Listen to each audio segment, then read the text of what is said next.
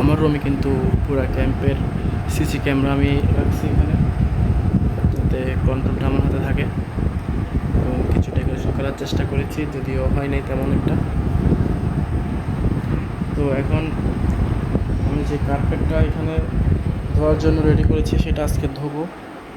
তো যদিও এটা এখানে দেখতে পারতেছেন আমি এখানে বাইরে রাখছি। তো আমি চেয়েছিলাম যে এটাকে কি করব, এখানে যে ফায়ার সার্ভিসের যে পানিটা আছে না, ওই পানিটা দিয়ে আমি ভাবছিলাম এটা এখানে ধুয়ে ফেলবো ইজিলি।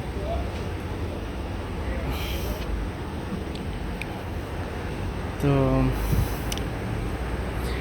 কিন্তু এই পানিটা কিন্তু কাজ করতেছে না, পানি আসতেছে না, সেজন্য একটু সমস্যা হচ্ছে।